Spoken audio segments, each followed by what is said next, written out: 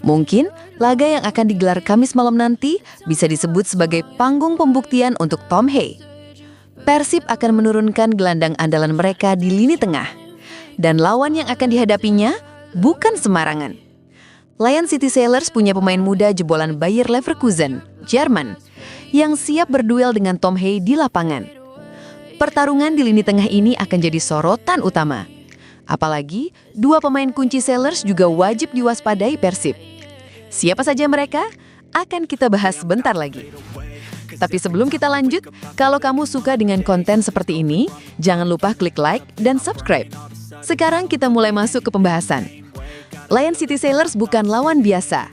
Mereka adalah klub Singapura yang musim lalu berhasil menembus final Asian Champions League 2. Meski tidak menjadi juara, pencapaian itu tetap luar biasa. Dan perlahan, nama mereka juga mulai dihormati di level Asia. Skuad tahun 2025 ini dianggap salah satu yang terkuat dalam sejarah klub. Mereka solid dan punya ambisi besar untuk mendominasi. Tapi sebelum bicara soal kekuatan mereka saat ini, mari kita mundur sejenak ke belakang. Lion City Sailors sebenarnya bukan klub baru. Dulu, nama mereka adalah Home United FC. Home United punya sejarah panjang, erat kaitannya dengan kepolisian Singapura. Namun pada tahun 2020, segalanya berubah. Klub ini mengalami transformasi besar dan nama baru pun lahir, Lion City Sailors. Perubahan nama bukan sekedar formalitas. Ini jadi tanda masuknya sepak bola Singapura ke era profesional modern. Sosok penting di balik perubahan ini adalah Forrest Lee. Ia adalah konglomerat pemilik Sea Limited, perusahaan besar yang akhirnya mengakuisisi klub. Lion City Sailors pun jadi tim pertama di Singapura yang sepenuhnya dimiliki swasta. Identitas baru mereka dipilih dengan cermat. Nama Sailors dipilih sebagai penghormatan pada sejarah maritim Singapura. Langkah ini memberi warna segar untuk sepak bola negeri itu. Sejak saat itu, Sailors punya misi ambisius, target mereka jelas, mengangkat level sepak bola Singapura. Bukan hanya ingin jadi juara di liga domestik, tapi juga bersaing di level Asia. Caranya, dengan berani berinvestasi di bursa transfer. Mereka mendatangkan pemain asing dengan kualitas top. Salah satu transfer paling heboh adalah kedatangan Diego Lopez. Bintang asal Brasil ini punya nilai kontrak fantastis, bahkan disebut salah satu yang tertinggi di ASEAN. Hasilnya, perlahan tapi pasti Sailors mulai mendominasi liga. Tahun 2021, mereka akhirnya meraih gelar juara liga domestik. Pencapaian itu jadi bukti proyek besar mereka mulai membuahkan hasil. Setelah sukses di liga, mereka berani melangkah ke kancah Asia. Lion City Sailors tampil di kompetisi kontinental. Kejutan pun tercipta. Mereka berhasil menembus final Asian Champions League 2. Meski kalah, perjalanan itu tetap dikenang sebagai sejarah baru. Bagi sepak bola Singapura, inilah tonggak kebangkitan. Sailors bukan hanya klub kaya baru, tapi mereka menunjukkan bahwa ambisi bisa diwujudkan dengan nyata. Kini, kita sampai ke skuad tahun 2025. Skuad ini disebut-sebut paling solid sepanjang sejarah klub. Di lini belakang mereka punya kombinasi berpengalaman dan muda. Posisi penjaga gawang diisi nama besar. Ada Izwan Mahbud, kiper andalan timnas Singapura. Lalu ada Ivan Susat, penjaga gawang asal Kroasia. Keduanya memberi rasa aman bagi lini pertahanan. Di barisan bek, mereka punya pemain asing tangguh. Tapi perhatian utama justru tertuju ke sisi sayap. Bart Remselaar jadi sosok yang mencuri perhatian. Pemain asal Belanda ini menempati posisi sayap kiri, namun ia juga bisa berperan sebagai gelandang. Remselaar adalah motor serangan di sisi kiri Sailors. Mantan pemain Utrecht ini punya pengalaman di Eredivisie. Visi bermainnya brilian dan kemampuan mengatur tempo membuatnya spesial.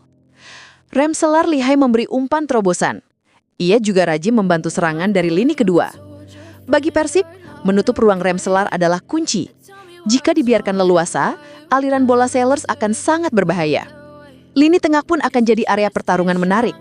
Persib Bandung punya Tom Hay, sedangkan Sailors bertampu pada Tsia William Denge. Keduanya punya gaya main berbeda, tapi sama-sama jadi penentu alur permainan. Tom Hay lahir di Amsterdam, Belanda. Karirnya ditempa bersama Azit Akmar. Ia sempat membela Willem II, Heerenveen, hingga NAC Breda. Haya juga punya pengalaman di Italia bersama Lecce. Musim lalu ia resmi jadi WNI. Kini, ia bukan hanya tumpuan Persib, tapi juga timnas Indonesia. Di sisi lain, Denge melahir di Köln, Jerman. Ia punya darah Kamerun. Ia ditempa di Akademi Bayer Leverkusen, lalu ia berkarir di Swiss bersama FC Luzern. Baru pada Juli 2025, Sellers merekrutnya. Kontrak 2 tahun pun ditekan. Meski belum punya caps timnas senior, Denge sangat diperhitungkan. Fisiknya kuat, disiplin taktiknya tinggi. Kehadirannya jadi jantung permainan. Nilai pasarnya pun lebih tinggi dari Hey. Menurut data, Hey bernilai sekitar 17 miliar rupiah, sedangkan Denge mencapai 26 miliar rupiah. Angka itu menunjukkan betapa besar ekspektasi Sellers padanya. Lalu siapa yang lebih unggul? Kalau bicara angka, Denge memang lebih mahal, tapi Hey punya pengalaman yang lebih matang. Apalagi ia sudah terbukti di level internasional bersama timnas Indonesia. Di lapangan, duel keduanya akan sangat mengarik. Hey mengandalkan visi dan kecerdasan taktik, sedangkan Denge mengandalkan kekuatan fisik. Siapa yang bisa menguasai lini tengah, besar kemungkinan akan menguasai jalannya pertandingan. Tapi jangan lupakan lini depan Sellers. Ada Anderson Lopez, mesin gor asal Brasil. Namanya sudah lama dikenal di Asia. Ia pernah jadi andalan Yokohama Marinos bersama dengan Sandy Walsh. Bersama klub Jepang itu, catatan golnya luar biasa. Ia mencetak 81 gol dari 157 pertandingan. Statistik yang melegaskan ketajamannya. Meski di Singapura belum menunjukkan banyak gol, reputasinya tetap menakutkan. Persib wajib memberi pengawalan ekstra padanya. Kombinasi serangan Sellers sangat variatif. Ada Bart Ramselaar di sisi kiri, ada Si William Denge sebagai penghubung lini tengah, dan ada Anderson Lopez sebagai ujung tombak. Trisula ini bisa menyerang lewat tengah maupun sayap. Inilah yang membuat Sellers berbahaya. Pelatih Alexander Rankovic juga sangat berpengalaman. Ia tahu cara mengelola pemain bintang. Rankovic tidak hanya bicara soal taktik, ia juga piawai menjaga ego pemain. Hasilnya terlihat di lapangan. Sellers bermain kolektif. Mereka tidak hanya mengandalkan individu, tapi juga kerja sama tim. Secara strategi, Sellers sering memakai pressing tinggi. Mereka merebut bola cepat, lalu langsung menyerang secara kilat. Taktik ini sering membuat lawan kewalahan. Tapi jika dibutuhkan, mereka juga bisa bertahan rapat. Mereka fleksibel, bisa turun ke blok rendah, inilah senjata mereka. Tahun 2025 disebut momentum pembuktian bagi Sellers. Mereka ingin melangkah lebih jauh, bukan sekedar juara liga domestik, tapi juga membidik gelar di level Asia. Persaingan jelas tidak mudah.